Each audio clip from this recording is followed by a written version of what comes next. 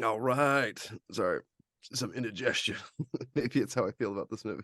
No, I'm kidding. Hello and welcome to the Futro Hidden Movie Gems podcast. I'm your host, Ty Spiker Christensen. I don't care about dentists. You don't care about dentists. Nobody in this world cares about dentists. We've got Jordan Christensen on the podcast. Hello. And we've got Cameron Mickle on the pod. It's persons of color torturing business these days, if you want to know. And I didn't torture nobody. Torture nobody. Mama said, life is like a box of chocolates. I don't know. I just thought Sam Rockwell reminded me a lot of Forrest Gump. Guys, today we're reviewing 3 billboards. Same IQ, outside. maybe. Yeah. Today we're reviewing 3 billboards outside Ebbing, Missouri. And I'm just pulling up my IMDb. My computer's running slower and slower every day, just like me. You're good. It's a 2017 film. Thank you. Directed by Martin McDonagh and written by him as well. Stars Frances McDormand, Woody Harrelson, Sam Rockwell, amongst others. And it's amazing. So many good cameos. And a quick plot synopsis is a mother personally challenges the local authorities to solve her daughter's murder when they fail to catch the culprit. Why does Sheriff Willoughby continue with no arrests when daughter was lying here murdered or whatever while dying or while dying? It's while dying, still no arrests. Still no, thank you. Yeah. I probably should have prepared exactly what was written. I'm paraphrasing, of course. So you want to introduce our guest? Hey, somebody just showed up on the call. We got Colton Reed here. I like the background. Sorry, I was trying to figure out how to connect my audio and also to get this awesome background. I see you're fresh on the on the scene there. Frances McDormand behind you. Say hello. Hey, Frances. Frances. Fresh from the set 5 years ago, 6 years ago. Yeah. Holy crap! No, it's 7 years. 7 years. Ooh, where does the time go, folks? Yeah. What was it like watching this movie for the first time and rewatching it for the podcast? So yeah, I think it's really funny. This is going to be a weird thing. So watching this the first time, I really liked it the first time. Watching it the second time, I remember thinking like, this is a good anti-hero or whatever, the anti-hero, because Frances McDormand, man, she doesn't pull any of her punches. But I remember thinking like, was she this miserable before her daughter was killed? Because I don't think you change that much. But then again, if you do, I just feel like that's kind of her attitude, right? It's not going to bring her back. Neither is, but we all cope differently. I most of it is quotes, so that's my second favorite thing. It's just all the dang quotes. So so that was something I observed. But yeah, my 2 favorite things were the quotes and then the 2 or 3 long takes in the video where Sam Rockwell leaves the police department, walks across the street, bashes in the window, climbs up the stairs, goes in, finds what's his face, punches him across the face, and then throws him out the window. Goes back downstairs, finds him in the street, and tries to arrest him. It's great. I love it. And Frances McDormand also had one where she first climbs into the Billboards business and then starts firebombing Sam Rockwell while he's at the police station. Of course, she's not trying to burn Sam Rockwell. She was just trying to burn down the police station. So I was the one who burned it down. Well, of course, what else would it have been? So the quotes, there's so many of them. And so one thing I have to throw out that I absolutely love, there's that thing where you're heading to work and you're like, oh, I shouldn't go angry at my kids, or I shouldn't go angry at my wife, like I'm gonna go say goodbye because I don't know what my last words are gonna be. And in this movie, it's perfect because it's like you couldn't have possibly said worse words to your loved one before the last time you saw. It's like, hey, why don't you just walk? I will, and I hope I get along the way. I hope you get too.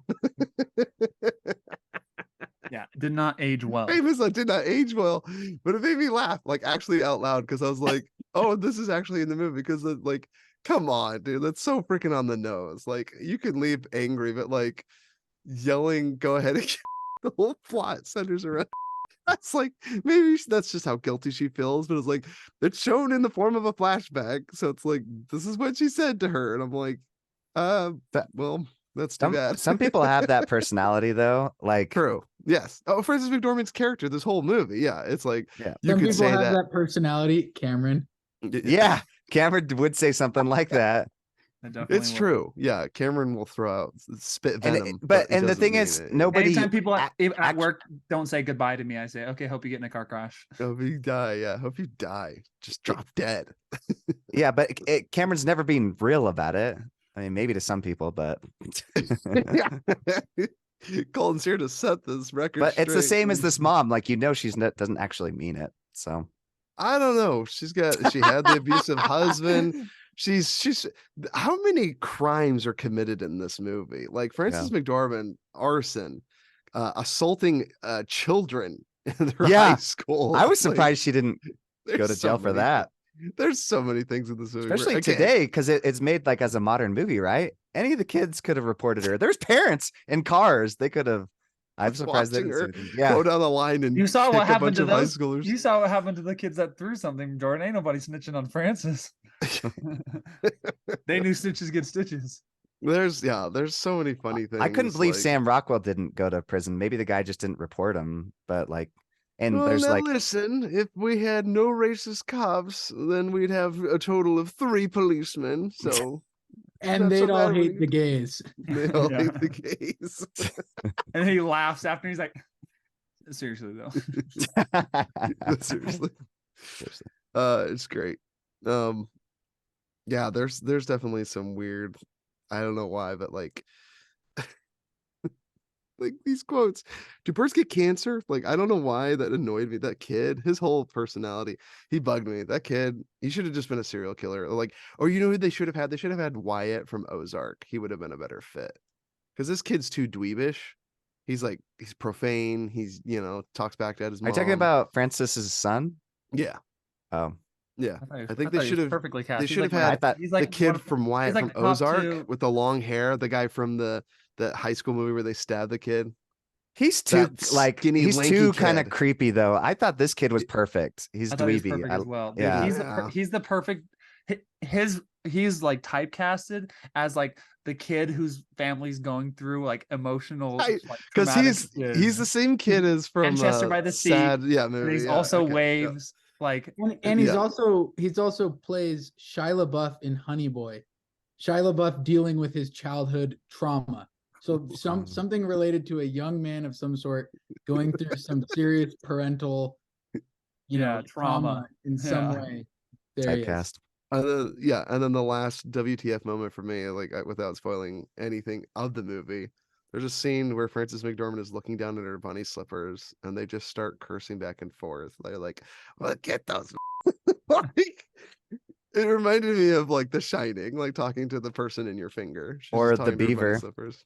Yeah, or the the beaver. I love Anyway, the so beaver. those were all the things I just had to talk Mom about. But hates that movie. yeah, I'm just here for the. Does mom not like that one? She Well, it's because doesn't Jordan showed her, and hate he's like, it. "It's so funny," and I'm like, "It's funny because he's insane, not like Yeah, it's comedic like funny." it's funny because it's Mel Gibson literally spiraling into. It's the same. It's funny the same way conspiracy theory is funny. Yes. Conspiracy theory is like comedy. Jordan's over here like shipping it to mom. Yeah, it's comedy, and mom's like, "This is depressing, dark," and She's like thinking, "Oh, this is gonna be like Big Business," It's only part 9 to 5.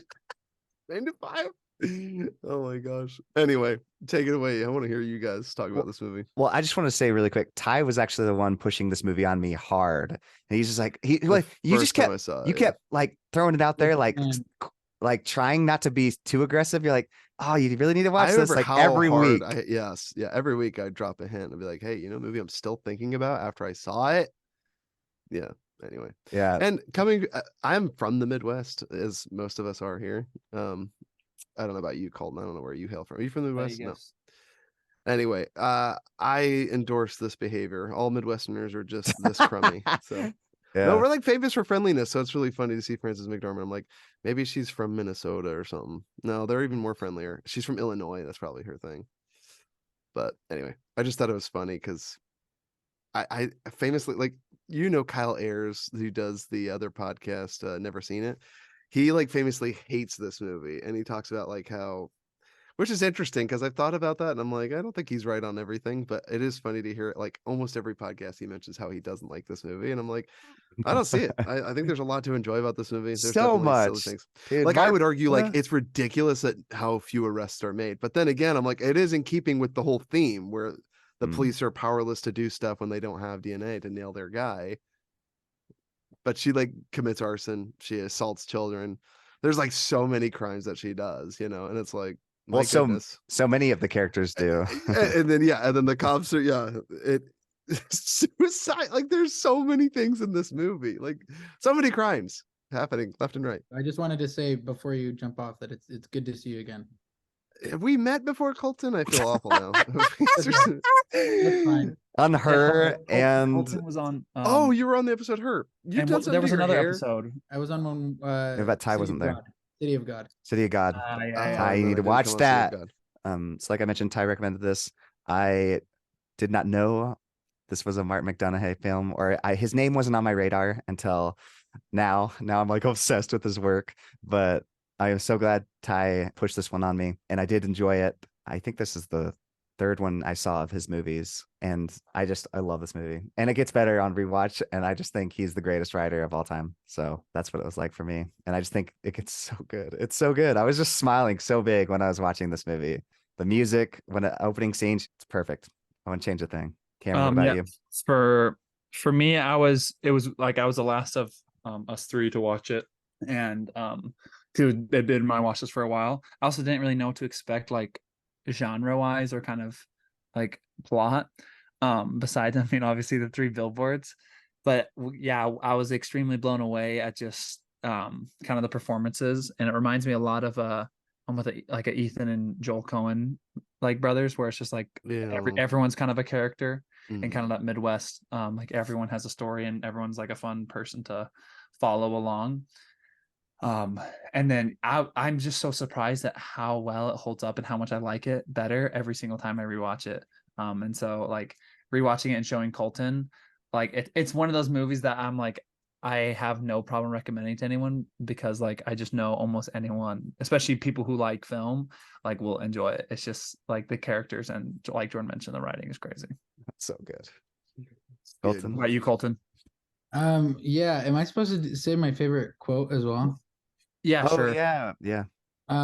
What's the rule about expletives in favorite quotes? It's fine. I will edit it if it's too rough. Okay. Just I know what my favorite quote is, but I'd be willing to bet a lot of money that it's also Cameron's favorite quote. Is it the people of color torturing business? It's that one, or no, there will be no more C words in this house. What, are you moving out? Moving out? Yeah, that one's excellent quote. That was so good. Was the one I figured would. It's a joke. It's a joke. Yeah, exactly. Or what does he say? It's a gib or a gag. It's a gag. It's a gag. Yeah. This movie had been on my list for a really, really long time. Because In Bruges is like because Martin's your number one director, right? That is a poster of In Bruges. I tried to give myself like good lighting for this. Oh, that's hilarious. Try to be like respectful about because Martin's your number one director, right? He's my number two. Paul Thomas Anderson is my number one. Yeah. I'm like devastated I couldn't have been there to watch this with you. It would have been so good. Oh yeah, it would have been good. I think Cameron said Paul Thomas Anderson. So are you sorry, real quick, I have to ask before I leave. Are you like, which Paul Thomas Anderson movies do you like? Yeah, Ty loves There Will Be Blood. He's obsessed. There Will Be Blood is like There Will Be Blood is in my top 10. Yeah. Because my favorite actor of all time is Daniel Day-Lewis. Oh my gosh, yeah. He's up there. Yeah. So that movie is like, and also I adore Licorice Pizza. And I also really, really love Phantom Thread. And I wasn't too crazy actually about Punch Drunk Love. I know that's the controversial. No, that's fine with me, because Jordan overhyped it for me, and I was like, yeah, it's fine. Like I like Uncut Gems more than I like Punch Drunk Love, and that's your Adam Sandler vehicle for a drama. And I'm like, go watch Uncut Gems. It's way better. So yeah, Cameron loves Uncut Gems. Uncut Gems is rubbish. Anyway, dude, yeah, I'll have to catch you on the next one, Colton. It's great meeting you. Yeah, good to see you. Take it easy, guys. Bye. Bye. Yeah. If you want to just hop right into your two favorite things. I was so excited to watch this movie because I love Martin McDonagh, and my favorite actress, my number one favorite actress, is Frances McDormand. My backpack, I have a pin of Frances McDormand's face in Nomadland. I love Frances McDormand. I don't know why I connect with her so much. So that's my first thing of my two favorite things in the movie is the acting is superb, but there's a reason that she won Best Actress for this. Like I mean, like she's just so like astounding. Like her jokes land, her like candor and like the pace that she talks is like she is the character, you know. It's such good acting where you don't even like realize that they're acting, they're just being this person. And I love that so much. And also I think Sam Rockwell did very, very, very good. And this movie made your top 10, right? No, I don't think this isn't in my top 10. It's in my top, but I do appreciate the jab a little bit because I feel like I'm the easiest person to give 5 stars to. Yeah, like 3 seconds into the holdovers last night that we were in the theater, Colton turns to me and goes, I'm probably gonna give this 5 stars. I mean, that movie was made for me. That movie was like, knowing my movies I like After Sun, you know, In Bruges, Manchester by the Sea, like The Holdovers was made for me. Anyways, but then my other favorite thing about Three Billboards was the writing. I know you already touched on that, Jordan, but like there's a reason why Martin McDonagh is so like he does not miss with his writing. Seven Psychopaths, In Bruges, you know, Banshees of Inisherin. Like he is so good at capturing like really difficult topics, but doing it in a way that is so approachable. Like you know, like you have the Hallmark movies about, you know, a family member who's dead, and the acting and the writing is so hollow. And then you have like the exact opposite with a movie like I'm trying to think of an example, but you have movies where it's like so like overdone, or like in like dramatic TV shows where people are like you cheated on me, and like the writing is soap just so operas. heavy-handed is maybe the right word for it. And he just does it so well. Like it's so balanced and it's so funny, but so like heartwarming at the same time. And it's what made me fall in love with In Bruges, and it's what made me love this movie so much. Is just the writing is like so like it's perfect. And yeah, especially I really love that because it's such a fine, like a delicate balance to like be able to write in jokes, like the joke about, you know, oh, come on, if you take out all the police officers that don't like black people, you'd have 3 officers left and they'd all hate the gays. Like that is hilarious, but like it actually, it's not like a stop, you know, in the direction of the movie. It moves the plot forward because it gives you more, you know, context of the world that they're in. And then I don't know. So I could talk for hours about Martin McDonagh's writing, but I think What's your second favorite thing? Superb. That was my second. Martin. What's her name? Frances McDormand. McDormand. Yeah. Yeah. Anyways, sorry for talking too long. No, you're good. Not at all. I thought it was Jordan. perfect. You want to go? Well, I know I'm just literally gonna be repeating what you said, but his writing is perfect. It is. I cannot talk enough, and like you said, we could talk for days about it. But literally everything, it's like music to my ears. Like as everybody's talking, I'm just like, this is a perfect world building of characters, of everything, the banter, the like. I really love dark comedies, but this like nails it right on the head. Yes, you mentioned already Coen Brothers, reminds me of S. Craig Zahler. And a little bit of Edgar Wright as well. Edgar Wright. Yeah, he just takes all my favorite things from directors that I love so much. And he's like a perfect writer. I want to see his plays so bad. I heard he's going to go kind of back into filmmaking, but if he does decide to release one of his plays, I'm totally going to go with my wife because that would be amazing. And yeah, I don't think I could speak more on that, but I do love, there's so many great actors that love to play those roles because they know his scripts are so rich and fine. So, I mean, even down to the smallest little roles, like you'll even notice in Coen Brothers, you're like, how did he get him just to play like a 3-second cameo? Are you kidding me? Yeah. Like, I really like, and I've liked this girl's choices in movies. She was the girl, the young, was it 18-year-old that he's dating, or 19-year-old, the zookeeper girl. She's hilarious. Yeah, she plays in, like, I just love her movie choices. She's in like Babysitter, Mayhem, and Guns Akimbo. Like, she's just choosing all these like weird, crazy films, and then she's in this, and she played her part perfectly.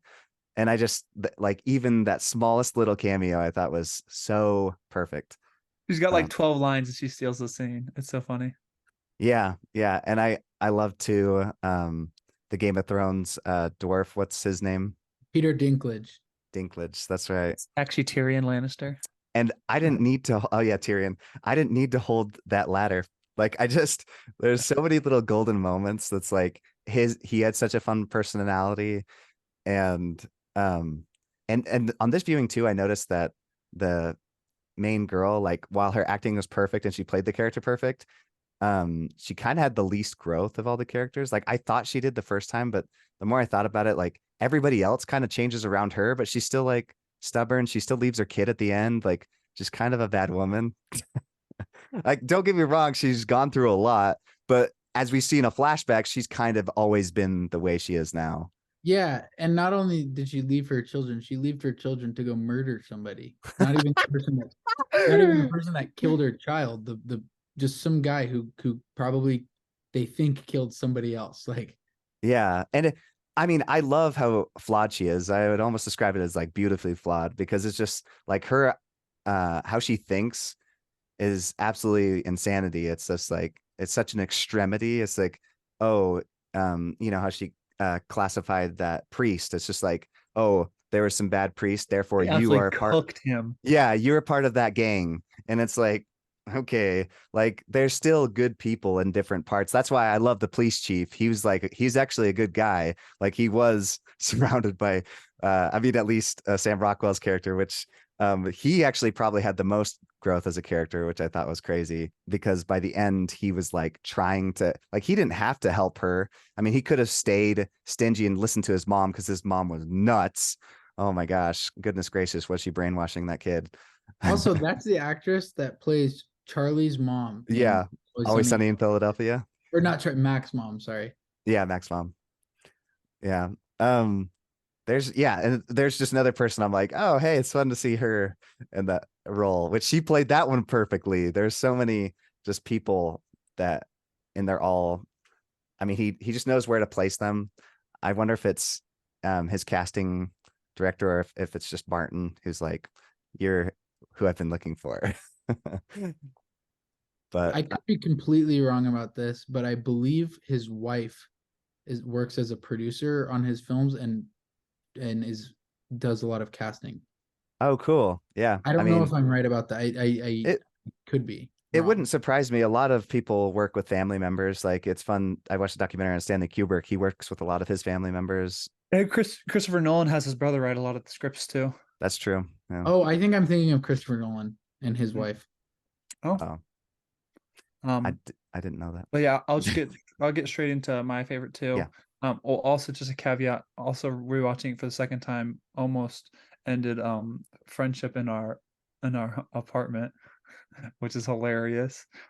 We got in trouble for watching it without our other roommate. So this is how good this movie is, that we almost ended a lifelong relationship that I've had with one of my closest friends because I watched it without him. But that's how good this film is. Like, yeah, exactly. I mean, that's how badly I wanted to watch it with you guys. I'm like, this is such a good movie. Yeah. And my first favorite thing from the movie is I'm just so impressed that every time I watch it is like along the lines of the writing, but the redemption arc of Sam Rockwell is insane. Because it reminds me a lot of Jaime Lannister, or just like great redemption arcs where like you start off with such an annoying character that does such a deplorable thing, and you're like, like irredeemable, like a cop with a racist past who like just straight up assaults like a random person, like the girl, and then also like puts a dude in a hospital. Like, oh my gosh. And then when that dude gives him the OJ, I mean, that had me in tears. I was Yeah. like, oh my gosh. So one of the most Christ-like acts of the entire movie. I was like, holy fudge, dude. Like the patience and forgiveness on this man. Like, I salute you. Well, I was impressed even by the couple who stood up for him in the bar. They were like, hey, like, calm down. Like, they didn't have to. They could have just been laughing or been happy that he was getting the crap beat out of him. It's like 100%. they didn't like him, but they never wished that, somebody was there just. Yeah, and that kind of goes also into like my second favorite thing is like Frances McDormand says a lot of the things that I think. So that's why like I have a very I'm naturally pretty unfiltered, but like there's still some things that I'm like I don't say like she's like she's just like because of like the point in life she just says whatever kind of comes to her mind. Mhm. But that's what I love too is kind of how flawed but yet human everyone is. I love that everyone is shown as like there is no like I would argue the only person who like didn't really do anything wrong and is probably the most Christ-like out of anyone is the advertising kid who got beat up. Like homie did nothing. He was doing his job and then he gets beat up, put in a hospital, and then he serves the person who put him in there. Like that's crazy. But everyone else, I love that they're flawed and like they have things about them that like that makes them human, but at the same time you still root for him. Well, you said he wasn't. I mean, his flaws though that he wasn't really all he cared about was kind of the money. Like there was even a moment he was going to turn against her. He didn't really care. He was just like, he's like, somebody's already gonna like give me the money, and then remember somebody paid the money. I mean, he's trying to do his job. Well, yeah, but I know, but he could have like stood for something if he felt like this was a good message. I'm just saying, like, I don't know. I don't know. If it's 3 billboards. You're not going to be like, oh, let me just spot no. But listen, it's 3 billboards nobody ever uses, and they were sitting there for how long? He's like, he's like, I'm gonna charge you. He's like a little extra. So well, also like, what's it called? Homie is like about like getting threatened by the police that like to take the billboards down. So I also understand where he's coming from, where he's like, you got to have the money, otherwise like it's not worth. I don't want those enemies. Like, how much is that worth? Yeah. That's a good point, Cameron, because as Jordan was saying, I was like, wait, is that like a flaw in the writing that he was so like, give me the money up front, and then like when the police came, he was like, no, we have the billboard. But that makes sense. Yeah, because that's the thing too, is it's very implied that the police get away with a lot in this town. Because I mean, it's mentioned that he's like, oh, it's like the people of color torturing business, and I didn't torture nobody. And it's like, oh, so you kind of get the vibe that like there's a lot of crummy cops in this town, and so that's why I'm assuming also he's a little afraid. He's like, I've seen what these cops have gotten away with torturing black people. Like I can't imagine what he's going to do to me. And then you see he literally beats him up and throws him out a window, and then doesn't get like arrested. You're like, I mean, he gets fired, but I'm like, he should go to jail. He assaulted a man and a woman. The only thing I didn't get is like when the guy comes in, he's like, I'm in charge here. Like, don't they have to still check your credentials? Like they acted like, oh, this is a race thing. And it's like, well, isn't that still like, regardless to his color, wouldn't they need to check? Like if some random guy just came into things like, I'm like in charge here now, it's like, should we just take him on his word? Like, yeah, but what if he's some nutcase? Like, I think it's because of his history that a lot of it is implied. That I mean, like, obviously, I mean, I get that, but at the same time, I know I'm what like, you're saying. But I mean, what are the odds that some random person is going to claim to be the chief? Well, you watch Catch Me If You Can, and then you're like, there's some nuts people just coming in pretending to be people. Like, I would be checking those badges. I don't care what color you are. Yeah, true. But I do agree, like that you could see that there was obviously some prejudice there. They're like, what do you think you're doing here and stuff like. Yeah. But at the same time, it's like all they were missing was saying "boy" at the end of every single sentence. That was like the only thing missing. They're like, "Boy," I'm like, you guys they just had that racist tone. And I'm like, I know you don't like black people. Like I could just tell by the way you speak. Yeah. Oh, it's so good. See, and that's what's so amazing is like the most deplorable character through his writing is like, and that's what I love is there's no like. I think that's the biggest problem is a lot of times when people try to redeem characters is they do like something out of character. But it's like he still did like a lot of things are in character, but like it was a slight shift. Like for example, like getting in a fight at the bar. That's pretty on brand for him. Like he got in multiple he threatened multiple people in the bar before earlier in the movie. But it's like but this time the purpose for getting in the fight was to like get the DNA from a person, which I'm like, heck yeah. See, and that's what I feel like it's very on brand for him, and yet it's just a change of motives. I Like, love that. Instead of being immature and getting in a fight with somebody because like he's insecure, now he's getting in a fight for a purpose. I love Yeah. that. Oh, sorry. No, okay. I was just gonna say that's something that I also really appreciated about Sam Rockwell's character, but very similarly about Frances McDormand's character. It's have you guys heard of the idea of no hugging, no learning? Okay, it's a thing that was popularized by Seinfeld. At the end of every Seinfeld, you know how like a lot of like serialized sitcoms from the 90s, like at the end of the episode, they hug and they like, Say they learned something. yeah, they learned something by the end of it. Yeah. Larry David and Jerry Seinfeld, when they made that show, they're like, we're not doing that. There's no hugging and there's no learning. Like, and so from that, like, you can really, you know what to expect from these characters. Like, they're not going to do, like, they realize they did something wrong. Instead of going out of character, they're going to double down, you know? And that's going to be the end of the episode. Like, things are not going to work out as you would normally expect. And that's something I really actually appreciate about Frances McDormand's character, is like she goes through all this crap. She literally like firebombs the police station and like almost kills a police officer, or I guess a former police officer. And like you don't really get the sense that she's like then she's like, oh shoot, I almost did this.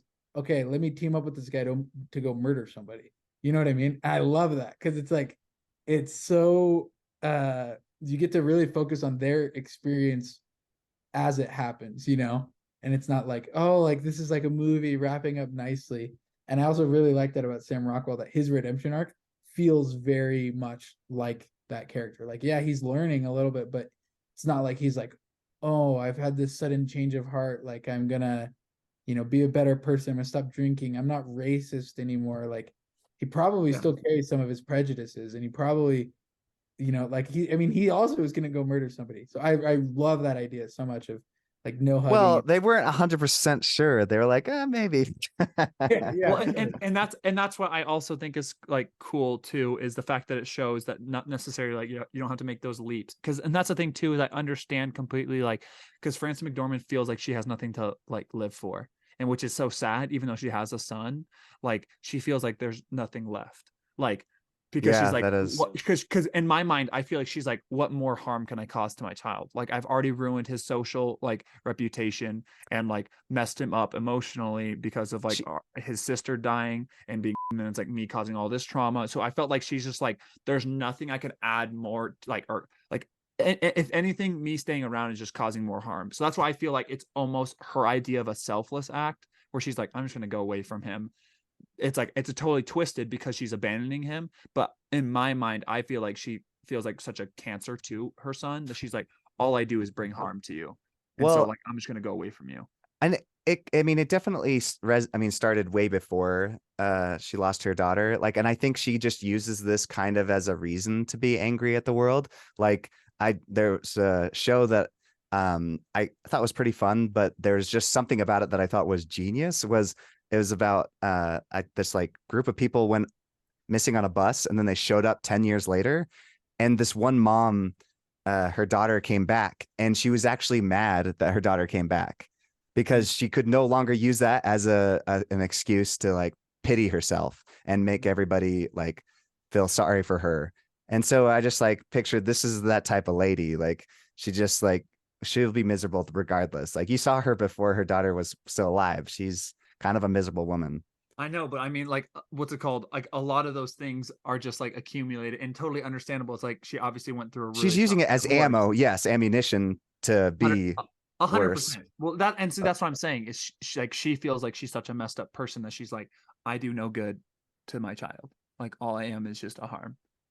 Yeah. Well, it's like getting an idea in your head that she does, and then she just takes experiences throughout life to just add to that bank. Oh yeah, for sure. I mean, it's like bias, like information seeking. Confirmation bias. Yeah, she's looking to like for information to just confirm that the world is a terrible, cruel place. Yes, and, it's like, and you're gonna find that. Yeah, everything she says to everyone, I'm just like, you literally just took all the most worst negative things in the world, and then just, that's what you are. That's what you are, and it's just like, what a terrible way to live. Like, holy cow.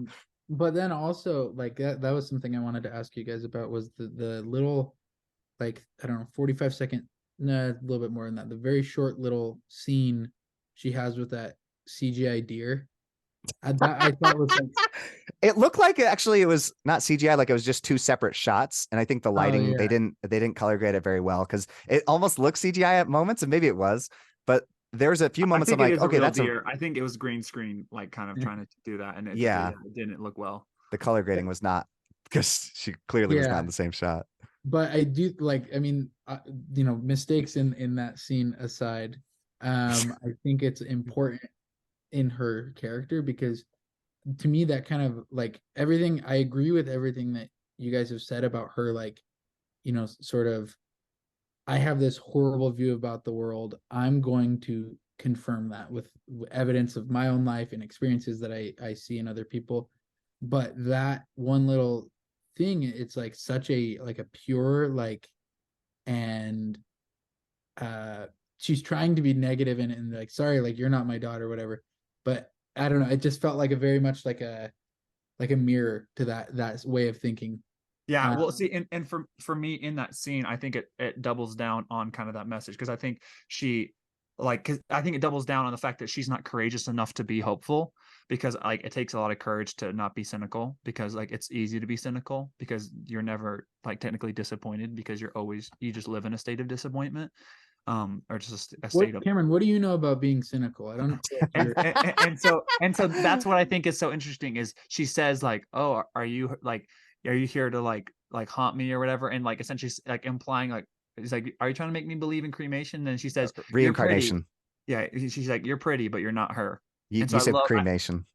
that's what I mean. And so like that's what I think is really cool is the fact that in that moment she says, she's like essentially recognizing the potential hope where she's like, you're pretty but you're not her. And just the fact that like she refuses to find any beauty in that because she's like, you'll never be as beautiful as my daughter was. And it's kind of the same thing like we talked about with Perfect Blue. Jordan is like she's built up this like image of her daughter because it's like you had a pretty like crappy relationship with your daughter and like the dad's implying potentially she wanted to move out, but it's like, but because like you feel guilty for her dying, it's like so much of that inward blame is just being shoved outward, and and you're also idolizing this daughter. It's like maybe she wasn't making the best decisions. I'm not saying that it's your daughter's fault that she got like murdered, but it's just like now you've created a situation that you see a lot that it's hard for her son to like live up to because it's like you've created this like idol essentially that like like my sister was perfect. It's like she was a human and flawed, and so it's like now he's always living up to that. Yeah. Any final things you want to say, Colton? One thing, which is just that I understand, I don't agree, but I understand with people that hate this movie. And the reason for that is Martin McDonagh writes very real people, he writes people who are racist and he writes people who are flawed, like for instance McDormand's. He has no Rey Skywalkers in his movies. Yes. Preach. Yeah. And I think that is a very natural thing because Flat in one-dimensional you walk down characters. the street, you're not going to like every person that you meet. Yes. You know what I mean? Like people are generally good, but like people have prejudices and you're not going to like every person that you meet. And he does write very flawed people, like in Bruges, like I showed that movie to my mom and she did not like it at all. She was like, they're also like evil, like they're also like bad, like they're drug addicts and they're racist and stuff. And I'm like, I know, but there's so much beauty in like even very like bad people, like being able to see the humanity in them. And so I think for people that go into like, Martin McDonagh films expecting like a classic movie experience of like, oh, here's my hero and they're going to be challenged, and I can see why that would be difficult for some people. So I understand. I do disagree strongly, but I understand with how it can be difficult for somebody who doesn't understand that, I guess. Well, about and Martin McDonagh. some people too like to, I mean, like our mom like has very optimistic view on the world and people, and like likes to not focus on like the more real gritty stuff. And I think this movie just like you said, there's no filter. And I appreciate that. I love that because I hate feeling like everything is so washed, like watered down until they're so flat and one dimensional. Like there's nothing to them besides I'm a good person. And it's like, okay, well, you haven't shown me anything, and like I can't connect to you at all because I'm not perfect. But I love that about You his are writing. perfect. Yeah, Jordan, right. Jordan connects more with people from Clockwork Orange. I do love the Clockwork Orange. Oh my gosh, it's so good. Definitely do recommend, especially if you like anything by Edgar Wright and anything by the Coen brothers. I mean, or also Martin, like super up your alley. Excellent, like just dark. It's like it's like a borderline dark comedy drama. Edgar Wright is more physical comedy. But I mean, a lot of like that humor, like the aspects are in this. Maybe. Because I mean, just think of Hot Fuzz. Like this is like there's a lot of like similar aspects of this to Hot Fuzz. I relate Edgar Wright more to Guy Ritchie. That's his pacing. If you like Edgar Wright movies, you'll like this. Both of them are great writers. This is more dark comedy. His is lighter hearted. My You opinion. think Hot Fuzz isn't a dark comedy? People getting spikes landed on their head. That's not a I funny haven't scene. seen Hot Fuzz. I haven't seen Hot Fuzz. Yeah, Cameron. Spoilers. Yeah. All right. Do you What have you seen recommend? lately, and what are you looking forward to? Oh, we all recommend it, of course. Who hasn't seen Martin McDonagh? Hey, needs to watch it. I'll go first real quick. I watched Roadhouse with Jordan. It was pretty wild. I liked it a lot more than I was expecting. Still, like I'm kind of some random excessive, but I mean that's kind of just like 80s. I like the Simpsons episode about Roadhouse more than I like Roadhouse. Have you seen Roadhouse? Not the whole thing, but I have seen the entire Simpsons episode about Roadhouse. Then you can't say it. It's hilarious, and Andy reenacting the scene from Roadhouse in Parks and Rec is excellent as well. Priceless. So for me, it was a really fun, like 7 out of 10 watch. And then I watched Clockwork Orange with Jordan because it's on my top 100 or on the like my scratch off list. Yeah, it's a 1 out of 10 for me, and I never want to watch it ever again. And this is me watching it with Jordan skipping over every single scene, and it was still one of the most scarring movies I've ever seen in my life. So yeah, anyone who watches it unfiltered, seek medical attention, go see a therapist. I told okay? a guy at work because it's one of his favorite movies, and we were talking about it because we both love it. And I was telling him I showed you, and he's like, and I'm like, and he's like, oh, did you like it? I'm like, no. And he's like, yeah, he probably wouldn't like the scenes. And I'm like, we skipped over those. He's like, what? Yeah, your coworker needs psychological help. And then I watched Santa Claus. I mean, it's a classic. It's a perfect 8 out of 10 like B movie. It's so rewatchable, and also the humor. It's so amazing because it's one of those perfect movies that kids can watch, have so much fun, and then the adults are dying at the humor, and you're like, I don't understand why dad's laughing so bad. Like our dad was laughing so hard at the stepdad jokes because of just thinking about his ex-wife's like nub of a husband, because he was like and I was like, whoa, Dad, you really like that one, didn't you? And it's just so funny. The humor is excellent. And then rewatched Marriage Story because Jordan's wife, who's a lawyer in family law, wanted to check it out, and she was sobbing. It's amazing. It's a masterpiece. She was sobbing. And then also watched The Holdovers. Excellent. Maybe recency bias, but I think it's a little bit better than Breakfast Club. The heck, and you didn't invite me? Cheap. Yeah, sorry, cheap. It was kind of last second because my date canceled the day before. So oh, okay. No, day of. I mean, it was like less than 24 hours, but it's all right. And then I watched Waves. I watched the first half with Jordan, and then had to stop it because it was so stressful, and it was like 2 a.m. and I was like, I can't do this. I can't finish this stress ball at 3 a.m. And then it finished, and it was like one of the most beautiful messages I've ever seen, and it made my top 100. Your top 100. Hey, Mr. Recency Bias, making fun of me for recency bias. Get out of here. Okay, no, but any movie you watch, like maybe my top 100. Whatever. It's not that many. Jordan, don't listen to him. He literally said that exact same thing about me last night. Okay, no, because Colton just throws out 5 stars like cookies. He's like, hey, everybody. I like movies, man. I like movies No, too. it's just funny because Love I'm just way more strict with 5 stars. But like, I'm much more like, out of the 1,271 movies I've reviewed, I've only given 47 like 10 out of 10. So, but I mean, I've given much more like 9 out of 10. You get saving those 10s. Oh, and I'm also like 3/4 of the way through The Pianist. I went straight from The Holdovers depressing to like finish the last hour and a half of The Pianist, and I got like, it was like 2 a.m. and I had like I like looked, I'm like, how much I got, like 10 minutes left, and it was 30 minutes. I'm like, 30 minutes of more depression, bro. I'm like, give me a break. Don't spoil that one. I haven't seen it. I'm like, I need some emotional, because I'm just like, it just keeps getting more and more depressing, and I'm like, okay, like, when's this gonna end? Because I need a break. I'm just getting beaten down by this depression, bro. But I mean, it's excellent so far. But it's heavier than Schindler's List and what's it called? I think it's just harder to digest than Schindler's List and Life is Beautiful.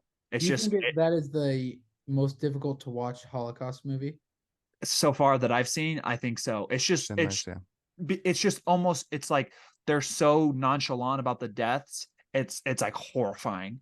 Like people just like are like getting lined up and then like they're being shot on the floor, and you're just like, and they're like, there's like almost no emotional reaction from like 90% of the people there, and that's what's like the craziest part of it. It's just like a part of life, and you're like, oh my gosh, this is so like horrifying and traumatic. And then these psycho freaking Polish/German people are like, Jew, Jew. They're trying to like call over the people. Like, oh, it's so stressful. I hate it.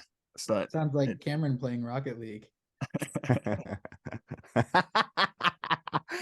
Wait, really quick. I just want to say, because I watched a bunch of movies, but I'm saving those for next week because they were movies from Ty's Top 100, and I want to hear his thoughts.